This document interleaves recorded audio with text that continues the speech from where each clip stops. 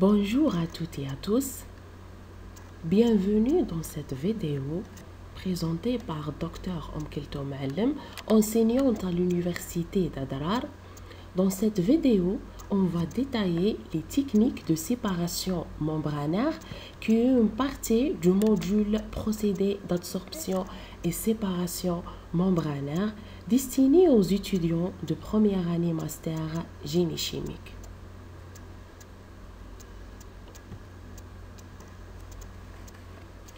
Les méthodes de séparation membranaire sont un procédé de séparation de fluides utilisant comme agent de séparation une membrane synthétique qui permet l'arrêt ou le passage sélectif de certaines substances dans un mélange entre les deux milieux qu'elles séparent.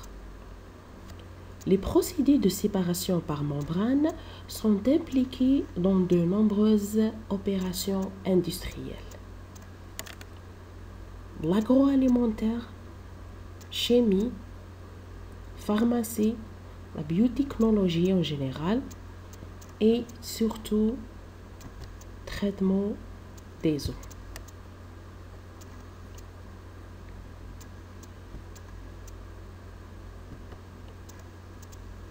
La partie du mélange retenue par la membrane est appelée le rétentat. Voilà. Et par contre, le perméa, c'est qui contient les molécules qui traversent la membrane. La deuxième partie.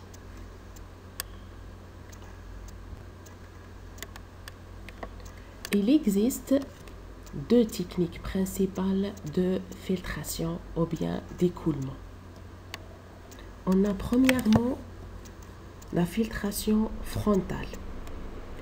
Contrairement à la filtration classique pour laquelle l'écoulement de la solution est perpendiculaire au milieu filtrant, que la filtration frontale, ici, l'écoulement du mélange à filtrer est parallèle à la membrane. C'est la filtration tangentielle.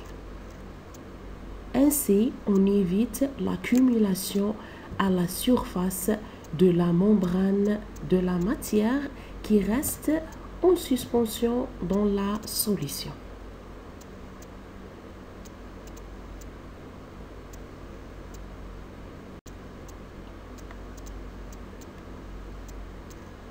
Les techniques membranaires opérant en milieu liquide et faisant intervenir la pression comme force motrice sont les suivantes.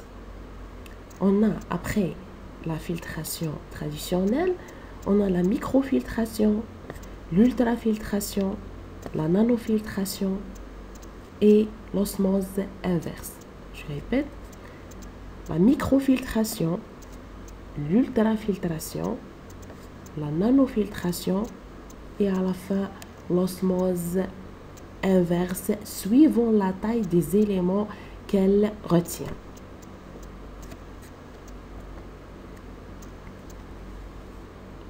La pression appliquée est croissante de la microfiltration à l'osmose inverse.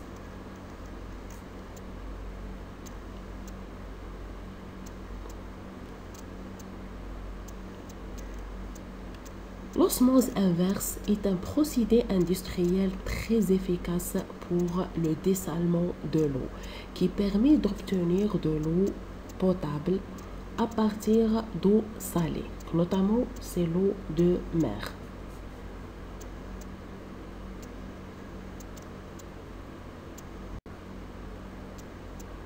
L'osmose inverse s'oppose au phénomène naturel d'osmose qui tend à transférer le solvant d'une solution diluée vers une solution concentrée mise en contact par une membrane semi-perméable. Le membrane semi-perméable ne laisse passer que les molécules d'eau parce que Dans le phénomène de diffusion naturelle, on a le déplacement des molécules de soluté du milieu le plus concentré vers le milieu le moins concentré pour atteindre l'équilibre. Mais dans le phénomène naturel d'osmose, on a le déplacement des molécules de l'eau parce qu'on a un membrane semi-perméable qui ne laisse passer que les molécules d'eau. Donc dans le phénomène d'osmose, on a le passage de molécules d'eau du milieu le moins concentré vers le milieu le plus concentré pour atteindre l'équilibre. Et donc, pour faire le dessalement de l'eau, on a besoin de l'inverse de phénomène d'osmose.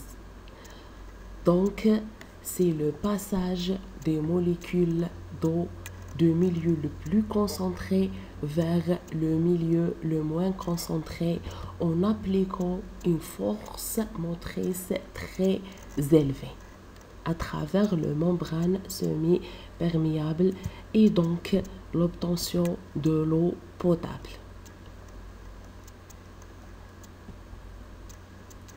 Parce que après la nanofiltration,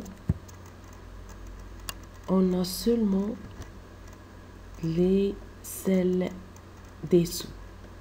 Donc on a la présence des sels dessous sous forme des ions. Et donc, après cette étape, on a besoin de l'osmose inverse pour faire passer l'eau du milieu le plus concentré vers le milieu le moins concentré pour éliminer les sels.